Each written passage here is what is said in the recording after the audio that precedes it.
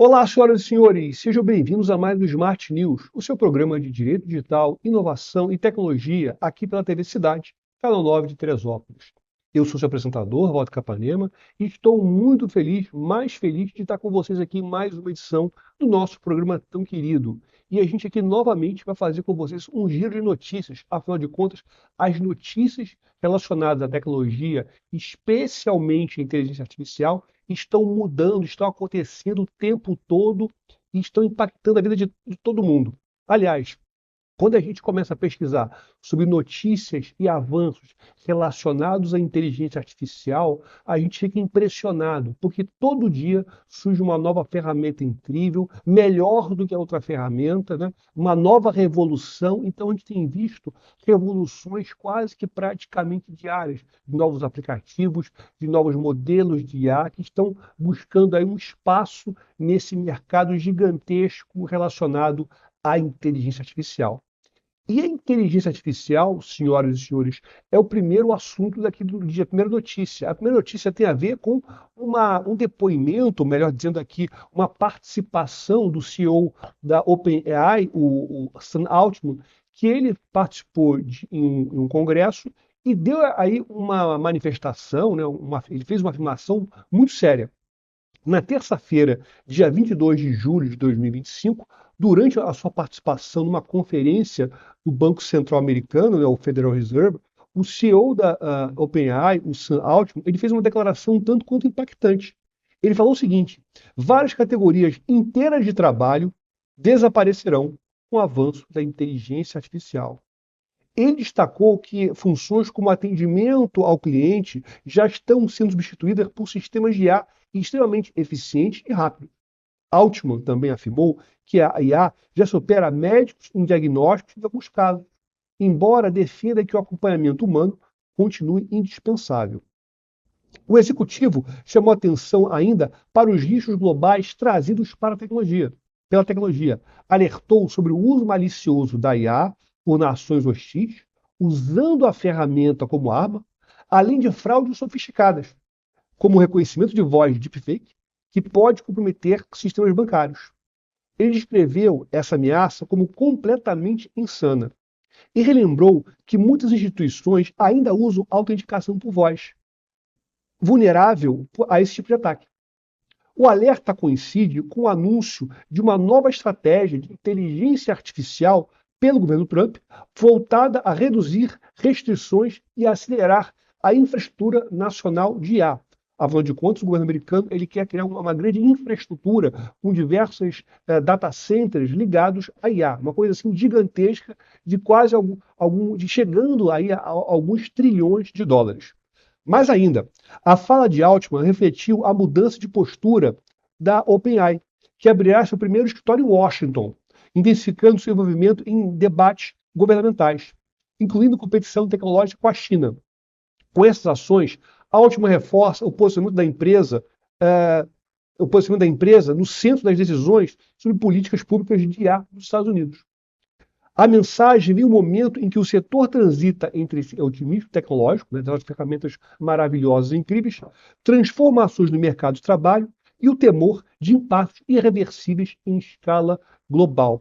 Percebam aqui, senhoras e senhores, quantas questões importantes nós temos nessa notícia. Em primeiro lugar, a OpenAI abriu um escritório em Washington. Aí você pensa, mas abrir escritório em Washington para quê? Bem, você pode pensar por várias coisas, oferecer produtos, oferecer serviços, mas principalmente fazer um lobby com os reguladores federais, né, com o Congresso Nacional, de modo a dificultar o máximo possível a aprovação de leis que restringam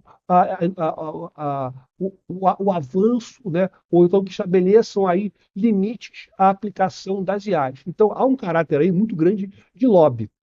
Outra informação que eu acho muito interessante aqui na fala do Sam Altman, a questão que ele já reconhece, né, ele já identifica o uso da IA para os deepfakes, né? Então você tem vários casos de deepfake de golpe, né? Ou seja, uma pessoa se faz passar por outra para solicitar dinheiro, ela se faz passar por um diretor de uma empresa para solicitar o fornecimento de um dinheiro perante o diretor financeiro. Então esses casos têm sido muito grandes. E outra situação, que talvez seja a mais importante aqui, pelo menos na minha leitura, é o desaparecimento de várias funções. Isso é muito importante, né? A gente verificar que sempre a tecnologia ela acaba fazendo desaparecer funções. O problema é o seguinte: será que a IA não vai fazer desaparecer funções demais? Veja, ele falou aqui que grande parte dos atendimentos hoje em dia em relação de contato, atendimento ao cliente, é por meio de chatbot. Bem, realmente isso é algo tanto quanto desagradável você falar com a máquina, mas é o que tem acontecido muito por aí. Mas quando você fala em diagnóstico de máquina, diagnóstico médico usando IA, é um tanto quanto complicado, porque você precisa sempre de uma mão humana, de um olhar humano para poder avaliar. É claro que as ferramentas de IA elas têm se mostrado muito eficientes para alguns tipos de diagnóstico, mas espera lá, vamos tomar cuidado e vamos sempre utilizar aqui uma visão humana, um olhar humano a esse respeito. Então, portanto, aí essa fala dele pegou o pessoal, deu um susto no pessoal. Mas vamos agora aqui para uma segunda notícia, ainda sobre IA e ainda sobre a OpenAI. Vamos falar agora aqui de modificações, de novidades no ChatGPT. Existem diversas ferramentas de IA por aí, as mais que fazem de tudo, música, vídeo, e a gente aqui no nosso programa sempre trouxe para vocês essas novidades, mas o ChatGPT, sem sombra de dúvida, é o mais famoso, é o mais popular, e a ferramenta, né, a partir dessa semana aqui no Brasil, ela trouxe modificações nas suas funcionalidades. Ela primeiro, ela foi anunciada na semana passada, mas foi lançada aqui no Brasil essa semana. Mas vamos lá.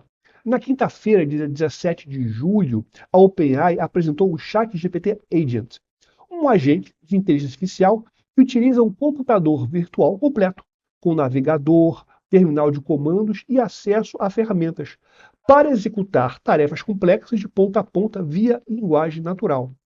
Essa ferramenta é basicamente o seguinte: o ChatGPT normalmente ele fica preso à sua própria página, né, ao seu próprio aplicativo. Com esse ChatGPT Agent, ele tem a possibilidade, digamos assim, de fugir para a internet. Então o ChatGPT poderia, de repente, você pedir para ele navegar na internet e procurar um aplicativo. Então veja bem, o ChatGPT Agent é capaz de lidar com situações profissionais e pessoais, como agendar eventos, realizar compras online e preencher formulários E mais aqui ainda, né?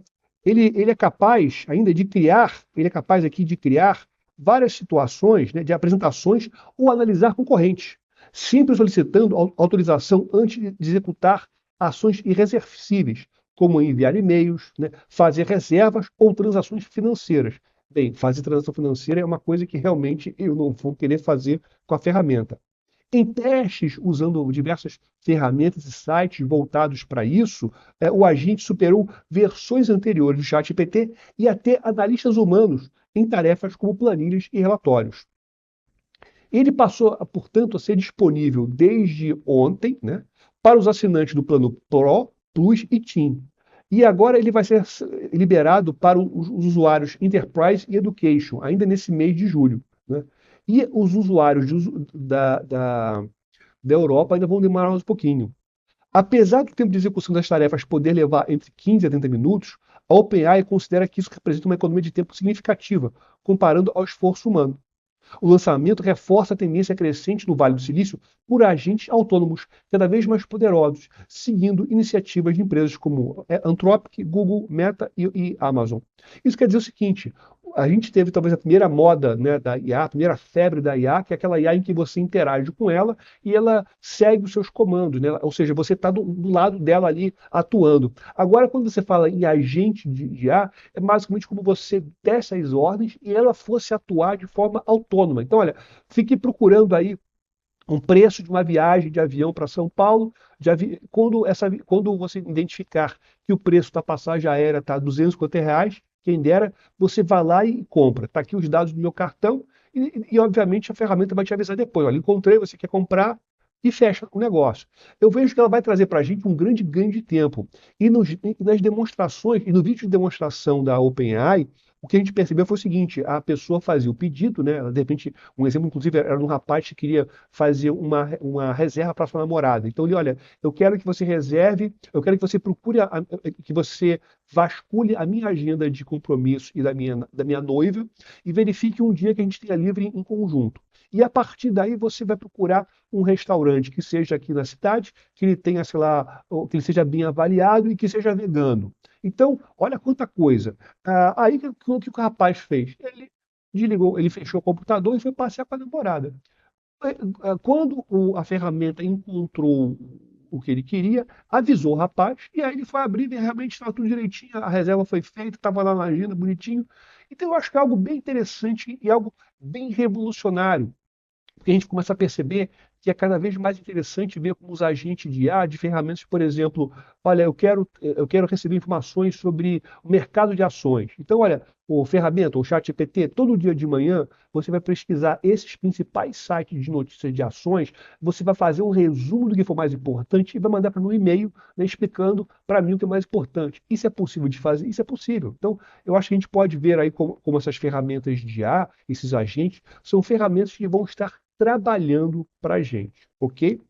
Vamos então verificar que realmente é algo revolucionário. Agora, é interessante perceber que realmente é uma coisa incrível e maravilhosa, e por ela ocupar, digamos assim, uma capacidade computacional muito intensa dos servidores da OpenAI, veja, a gente verificou aqui na notícia que ele pode ficar pesquisando de 15 a 30 minutos, você tem um limite mensal.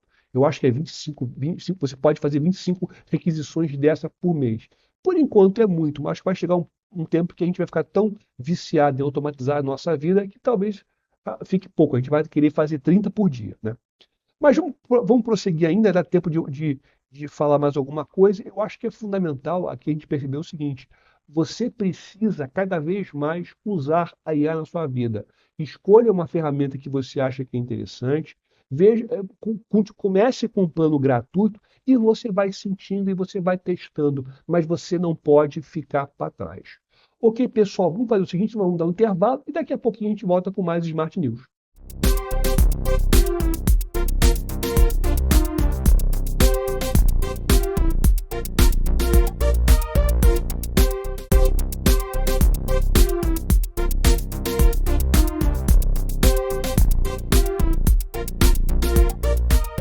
Olá pessoal, estamos aqui de volta com o nosso Smart News, o seu programa de direito digital, inovação e tecnologia aqui pela TV Cidade, canal 9 de Teresópolis.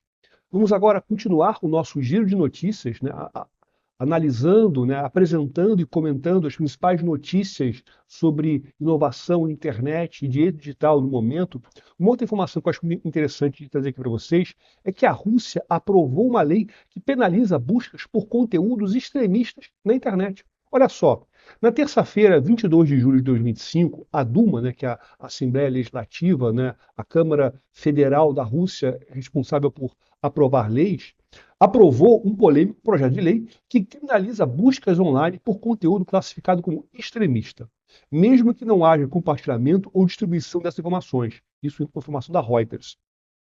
Usuários que acessarem ou pesquisarem intencionalmente esse tipo de conteúdo, incluindo materiais relacionados com o fundo anticorrupção de Alex Navalny, né, uma figura muito importante aí que protestou e enfrentou contra os possíveis abusos de Vladimir Putin, né, o movimento LGBT internacional ou conteúdos da Meta poderão ser multados em até 5 mil rublos, equivalente a US$ 64, ou mais ou menos aí uns 300 e tantos reais aqui, uma cotação aqui que eu chutei de cabeça. A lei também inclui restrições ao uso e promoção de VPNs. VPNs, acho que vocês já viram aqui, a gente comentou no nosso programa, são as chamadas de redes privadas virtuais. São redes que permitem mascarar o conteúdo da sua conexão. É como se fosse, digamos assim, um cadeado que você colocasse na sua conexão para impedir que terceiros fuxiqueiros tenham acesso. Então, lá na Rússia, onde tudo é muito controlado, seria, digamos assim, um abuso você ter uma rede privada virtual. Que mais? O uso dessas ferramentas em conjunto com buscas consideradas extremistas, né, o uso de VPN com essas buscas específicas, é tratado como agravante. Apesar de autoridades afirmarem que apenas os que realmente buscam esse conteúdo serão punidos, os mecanismos de fiscalização ainda são nebulosos, podendo envolver registro de provedores de internet, redes sociais ou até mesmo você ter pessoas aí denunciando, né? inspeções aleatórias de dispositivos, uma coisa muito séria. A aprovação dividiu o parlamento. A lei recebeu 306 votos a favor, 67 contra e 22 abstenções, e atraiu críticas tanto da oposição quanto de figuras pró-Kremlin. Críticos temem que a redação vaga fomente abuso de poder, censura generalizada e autocensura do público.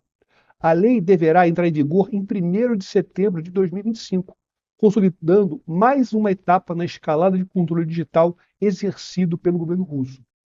A Rússia, não sei se vocês sabem, já há muitos anos ela meio que controla e filtra toda a conexão de dados pela internet. Então ela tem esse controle estatal já há muito tempo. Agora, além desse controle estatal, se estabelecer, portanto, aí a criminalização de quem procurar palavras específicas. Veja, procurar expressões de LGBT, ou então procurar algo ligado ao Alex Navalny, isso em nenhum momento, né, isso no mundo democrático, pode ser considerado lesivo. Mas lá nesse regime implantado por Vladimir Putin, é algo lesivo, o que mostra realmente aí um problema muito de um desafio à democracia que tem ocorrido lá na Rússia. Vamos agora aqui, na nossa próxima pergunta, melhor dizendo, na nossa próxima notícia, né, falar agora da Austrália. Novas regras transformarão profundamente o uso da internet na Austrália. Olha só, na quarta-feira, do 23 de julho de 2025, o The Guardian, né, o famoso jornal, revelou que, a partir de dezembro desse ano, a Austrália exigirá a verificação de idade para além das redes sociais, estendendo-se também o mecanismo de busca, navegadores, App Stores e de aplicativos de mensagem. Essa medida foi introduzida via código da indústria registrados pela Comissão de Segurança Online, a eSafety, sem debate parlamentar, o que gerou críticas pela sua falta de transparência e até pela falta de debate. Os métodos previstos variam da digitalização facial e documentos de identidade até a verificação por cartão de crédito. A proposta apoiada pelo governo segue o objetivo de proteger menores de conteúdos prejudiciais, como pornografia, violência e autolesão. Entretanto, especialistas em direitos digitais alertam que os testes com as tecnologias de verificação prévias revelaram-se potencialmente ineficazes e invasivos. Além disso, há receios de que os filtros automatizados bloqueiem excessivamente conteúdos importantes, incluindo informações sobre saúde sexual e educação, e que a exigência gere barreiras ao acesso de populações vulneráveis. Em meio ao avanço das medidas, a comissária em Safety, Julie Eman Grant, apela para uma abordagem baseada em risco, em vez de excluir categorias como o YouTube de finalização.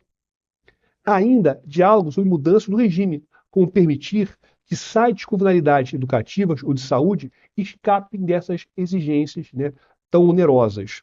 Com multas de até 49 milhões de dólares australianos por descumprimento, o marco legislativo projeta uma transformação radical no meio ambiente digital australiano, suscitando um debate urgente entre proteção infantil, privacidade e acesso à informação. Senhoras e senhores, esse tipo de debate não é novo. E eu posso já adiantar para vocês que há pelo menos 30 anos você está buscando algum modo de fiscalizar ou controlar o acesso de crianças e adolescentes à internet. Há uns 30 anos atrás, né, quando, de certa maneira, surgiu ou se popularizou a internet comercial do mundo, ficou muito famosa uma capa da revista Time, em que havia assim, um rosto, né, de uma criança, um tanto quanto apavorada, visitando um site. E a mensagem que se tem, e a chamada notícia, eram os riscos que a internet podiam trazer às crianças e adolescentes diante dos abusos da pornografia, né, do site de pornografia que então surgiu. Então surgiu nos Estados Unidos, até nesse momento, a chamada Lei da Decência das Comunicações.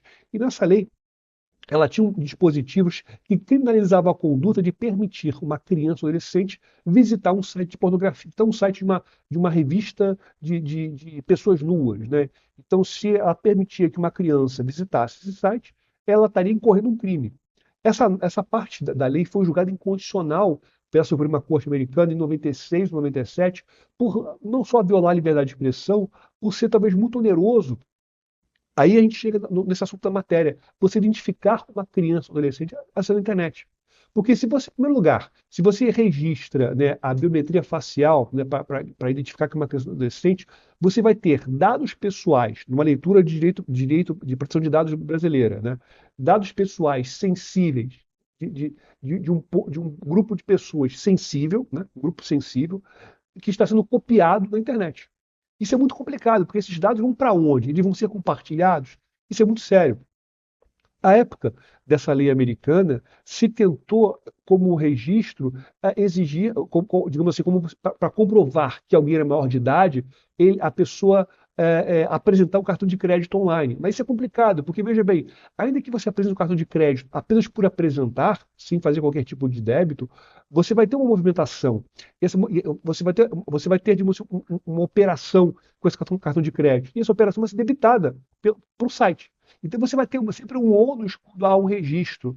Então você percebe o seguinte, que talvez essa solução apresentada na Austrália talvez não seja mais eficiente. Talvez a gente esteja tentando aí recuperar ou trazer outras soluções que não deram certo no passado e que estão tentando aqui trazer novamente. Então é algo tanto complicado, é algo muito complicado. Até porque é o seguinte, quando você faz um registro, de repente, de uma criança ou adolescente online, pegando sua biometria facial, você tem um dado pessoal muito sensível, muito importante, que se vazar, pode trazer um prejuízo gigantesco a essa população tão vulnerável. Então, é para a gente pensar.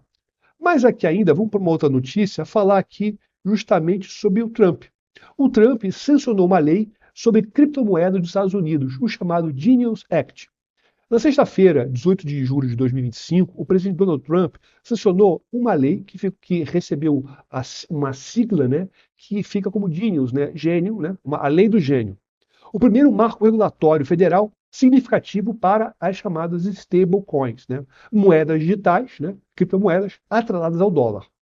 Em cerimônia na Casa Branca, cercado por líderes do setor, né, empresas como Coinbase, Circle e Tether, e vários legisladores, como o senador Bill Haggart e o deputado French Hill, Trump declarou que essa pode ser talvez a maior revolução na tecnologia financeira desde o surgimento da internet, né? O Trump sempre assim, bem exagerado.